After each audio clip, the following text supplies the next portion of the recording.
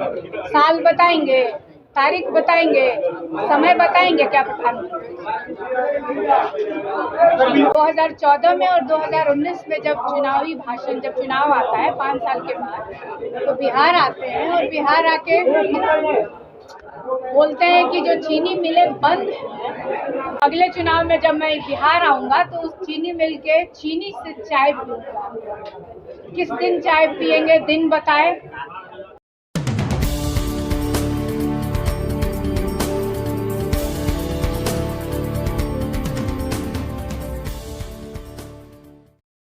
नाश्ता रेडी करके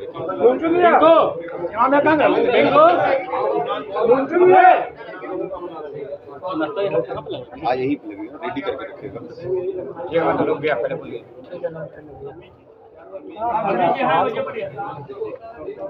बस आप पीछे हो जाइए। मैडम शुरुआत किया जाए आराम से।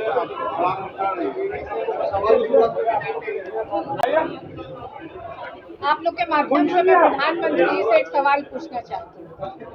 मेरा सवाल है कि प्रधानमंत्री जी 14 में और 19 में, 2014 में और 2019 में जब चुनावी भाषण, जब चुनाव आता है 5 साल के बाद, तो बिहार आते हैं और बिहार आके बोलते हैं कि जो चीनी मिलें बंद है। तो अगले चुनाव में जब मैं बिहार आऊंगा तो उस चीनी मिल के चीनी से चाय पीऊंगा। किस दिन चाय पिएंगे, दिन बताए। सोमवार को पिएंगे कि रविवार को पिएंगे कि बुधवार को पिएंगे। कौन से जिले की जो चीनी मिल चालू करवा दी है नरेंद्र मोदी जी ने, उस चीनी मिल का चाय पिएंगे। हम लोग को भी उसका न्योता दिया जाए। तो ये मैं मीडिया के माध्यम से ये प्रश्न प्रधानमंत्री जी से पूछना चाहती हूँ। मैडम 400 पार का दावा हो रहा था बीजेपी की तरफ से। प्रधानमंत्री जी एक और वादा, बहुत जब बिहार आते हैं तो उनको बहुत याद आता है। स्पेशल पैकेज देंगे बिहार, स्पेशल राज्य का दर्जा मिलेगा। कब मिलेगा, साल बताएंगे, तारीख बताएंगे, समय बताएंगे क्या प्रधानमंत्री? रामकृपाल जी कह रहे हैं कि हमारे एक भी विधायक नहीं है, यानी बीजेपी और एनडीए के मिला के पाटलिपुत्र में एक भी उनके विधायक नहीं है। क्या इस बात का उनको गिलानी है या नहीं? अब ये तो रामकृपाल जी बताएंगे कि उनके विधायक क्यों नहीं है। और जितने भी 40 लोकसभा के जो प्रत्याशी हैं एनडीए गठबंधन के, क्या वो अपने चेहरे पे चुनाव लड़ रहे हैं? वो तो नरेंद्र मोदी के चेहरे पे चुनाव लड़ रहे हैं। तो देखा जाए तो एक तरह से सांसद भी नहीं है। 40 में से 39 सीटों में तो वहाँ सांसद भी नहीं है, क्योंकि वो तो अपने चेहरे पे चुनाव लड़ते नहीं है लोग, चाहे वो 14 का चुनाव हो, चाहे वो 19 का चुनाव हो। लेकिन 2024 का चुनाव जनता ने भाजपा की, नरेंद्र मोदी की और एनडीए गठबंधन की विदाई इस वक्त तय रखा। मैं कोई हवा में बातें नहीं कर रही हूँ, मैं धरातल पे रह करके, जनता के बीच जा करके, उनसे सुन करके, समझ करके, तब मैं ये बातें मीडिया के सामने रख रही हूँ। रामकृपाल जी को 2 बार मौका मिला, सांसद महोदय को 2 बार मौका मिला। उनसे आपके माध्यम से मैं प्रश्न पूछना चाहती हूँ कि पाटलिपुत्र संसदीय क्षेत्र के लिए उन्होंने कौन से डेवलपमेंट के काम कराए? अपने निधि से, अपने तौर पे उन्होंने क्या किया? कौन सा डेवलपमेंट? क्या कोई यूनिवर्सिटी उन्होंने खुलवा दिया है? क्या कोई फैक्ट्री लगवा दी है? चिराग पासवान ने कहा है आपके परिवार के पार्टी का नाम बदलकर रामकृपाल जी ने परिवार पार्टी रख दिया। राष्ट्रीय परिवार पार्टी नाम दिया है, क्या कहें? तो ये नरेंद्र मोदी से पूछना चाहिए कि जमुई में दामाद के लिए वोट मांगे, परिवार नहीं याद आया? नवादा में बेटा के लिए वोट मांगे, परिवार नहीं याद आया? गया में मांझी जी के लिए वोट मांगे, परिवार नहीं याद आया? अभी समस्तीपुर भी जाएंगे, वोट मांगेंगे, वो याद नहीं आ रहा है उनको कि वो परिवार है। आखिर ये लोग किस परिवार के सदस्य हैं? चिराग जी के लिए वोट मांगने जाएंगे नरेंद्र मोदी जी, वो किस परिवार के हैं? उनके पिताजी कौन हैं? सम्राट चौधरी जी, अभी विधानसभा का भी चुनाव होगा, सम्राट चौधरी के लिए नरेंद्र मोदी जी नहीं आएंगे क्या? रामकृपाल जी वोट मांगने नहीं जाएंगे तो किसके लिए मांगने जाएंगे? सम्राट चौधरी की जगह कहेंगे कि आरजेडी उम्मीदवार को जिता दीजिए क्योंकि ये परिवार वाला है, क्या कहेंगे? मैडम बीजेपी के कोई भी नेता प्रधानमंत्री के लिए अपमानजनक विवादित टिप्पणी की है। नहीं, रिपीट करिए क्वेश्चन, मैंने सुना नहीं। मुकेश सहनी ने प्रधानमंत्री के लिए विवादित टिप्पणी की है। आपने भी कहा था कि प्रधानमंत्री को जेल भेजेगा। बिल्कुल बिल्कुल, मैंने प्रधानमंत्री की कई बातों को मैंने दोहराया था। मैंने डायरेक्ट प्रधानमंत्री से मेरा कोई व्यक्तिगत कोई दुश्मनी नहीं है। मैंने कहा था कि जो प्रधानमंत्री जी आज विपक्ष के नेताओं को देश भर में ईडी, सीबीआई, इनकम टैक्स या उनके ऊपर किसी तरह का आरोप लगा के उनकी जांच होती है, तो मैंने तो सिर्फ एक छोटा सा प्रश्न उठाया था, तो इतनी मिर्ची क्यों लग गई उन लोगों को। मैंने तो ये कहा था कि सुप्रीम कोर्ट ने इलेक्टोरल बॉन्ड पे कहा कि ये सब असंवैधानिक है, तो इसमें मिर्ची, अगर प्रधानमंत्री जी कहीं से इसमें कोई लेना देना नहीं है तो इतना मिर्ची क्यों लग रहा है? संविधान बदलने का आरोप लगा रही है मैडम, उसका क्या करेंगे? इंडिया अलायंस संविधान बदलने का आरोप लगा रही है। राजद ने भी तो शराब कंपनियों से इलेक्ट्रॉल बॉन्ड का पैसा लिया है। राजद ने भी तो इलेक्ट्रॉल बॉन्ड का पैसा लिया है, शराब कंपनियों से लिया है। नहीं, ये देंगे। सुप्रीम कोर्ट जिस दिन पूछेगी दल से, ये सब हम लोग लिख के देंगे लेकिन कि हमने लोग किसी- कर रही है, भाजपा क्यों नहीं दे रही है? भाजपा क्यों नहीं दे रही है? भाजपा वहाँ से क्यों भाग रही है? क्यों नहीं जवाब दे रही है? वो तो राष्ट्रीय दल है।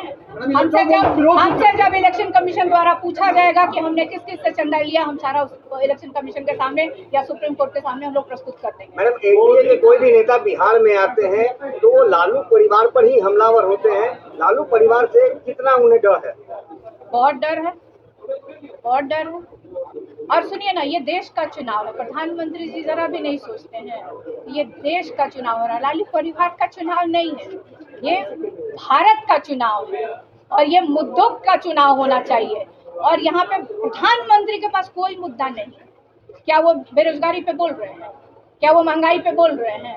क्या वो किसानों के मुद्दे पे बोल रहे हैं कि उनकी आय कब दुगनी करेंगे, कौन से साल में करेंगे, एमएसपी कब लागू करेंगे? लेकिन मीसा जी, प्रधानमंत्री का उम्मीदवार कोई चेहरा तो नहीं है ना आपके पास। वो कह रहे हैं आपकी सरकार बनेगी तो एक एक साल सबको हम तय कर लेंगे। हमारी यूपीए की गवर्नमेंट पहले भी हम लोग सब लोग मिलकर गए थे। अभी जेल में है, हम लोग कर लेंगे। यही तो मैंने कहा था कि हमारी भी सरकार होगी, जितने तरह का आरोप लग रहा है हम लोग भी जांच कराएंगे, फिर सब लोग जेल संविधान जाएंगे। बदलने की बात कही जा रही है मैम। मैं नहीं कह रही हूँ, ये भाजपा के नेता के वीडियो वायरल हो रहे हैं, ये हम नहीं कह रहे हैं। ये भाजपा के नेताओं का ही वीडियो वायरल हो रहा है और वो कह रहे हैं कि उनको 400 पार चाहिए क्योंकि वो संविधान में संशोधन करना कांग्रेस के चाहते हैं। राज में भी 400 पार हुआ था, लेकिन संविधान को नहीं बदला गया, तो ये आरोप क्यों लगाया जा रहा है? उस समय कांग्रेस के नेता का वीडियो वायरल नहीं होता था, अभी भाजपा के नेताओं का वीडियो वायरल हो रहा बोलते हुए। इलेक्ट्रॉल बॉन्ड का विरोध किया जा रहा है विपक्ष द्वारा। हम विरोध नहीं कर रहे हैं, हम सिर्फ सुप्रीम कोर्ट की टिप्पणी को उठा करके हम लोग बातें कर रहे हैं। बिहार में पिछले बार में खाता नहीं खुला था, सिर्फ एक सीटें आई थी, महागठबंधन को भाजपा का भी बहुत बार खाता नहीं खुला है, खुला ना। मीसा जी, एक सवाल है। रामकृपाल यादव 10 साल यहाँ सांसद रहे, इस बार क्या रणनीति आपकी है जो उनसे निपटेंगे? नीतीश कुमार जी 9 बार भटक के इधर से उधर हो गए, तो उस पर कोई नहीं। 2005 के पहले क्या था? 2005 के पहले क्या था तो वो बिहार की जनता जब जानती है सारा। लेकिन 2005 का जो नीतीश कुमार जी हमेशा बोलते हैं, अगर यूपीए 1 की सरकार नहीं होती और रघुवंश प्रसाद जी मंत्री थे, अगर वो वहाँ से वो अगर फंड और राशि नहीं भेजते तो ये जो 2005 के बाद वाला जो नीतीश कुमार जी कहते हैं ना, तो ये नहीं करते।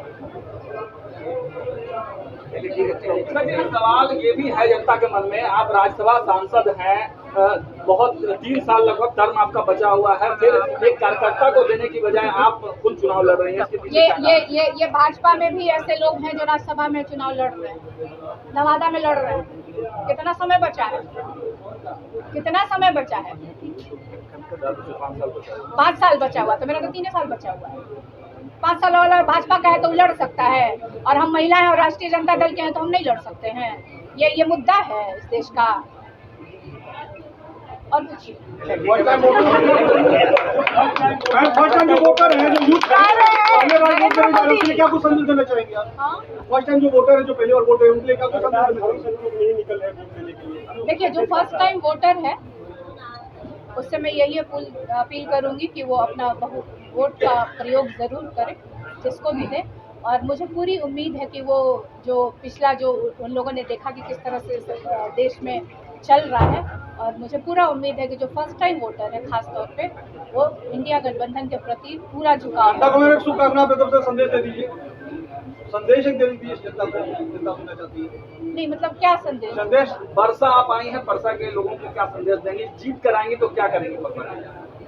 नहीं, परसा के लोगों को, मैं परसा में हूँ अभी यहाँ पे, तो परसा के लिए एक अपनी अलग समस्या है। बहुत जगह मैं गई तो वहाँ पे एक जो रेलवे ट्रैक, वहाँ पे सड़क की बात कर रहे थे, वहाँ जल जमाव बहुत होता है। अभी मैं इतवारपुर में थी तो वहाँ पे उन लोगों ने पूछा, बहुत सारी ऐसी चीज़ें हैं जो लोकल इश्यूज हैं। और बहुत जल्द मैंने कहा कि मैं पाटलिपुत्र क्षेत्र के स्पेशली, क्योंकि 6 विधानसभा वहाँ आता है और हर एक विधानसभा की अपनी समस्या है अलग अलग। जैसे विक्रम जाती हूँ तो वहाँ ट्रॉमा सेंटर का है, डाकला का है, लाइब्रेरी का इशू है, तो ये सब चीज़ें हैं। तो बहुत जल्दी एक छोटा सा एक मैनिफेस्टो मैं अपने पाटलिपुत्र क्षेत्र की आप सबके सामने लेकर के आऊँगी और उसकी चर्चा करूँगी। धन्यवाद।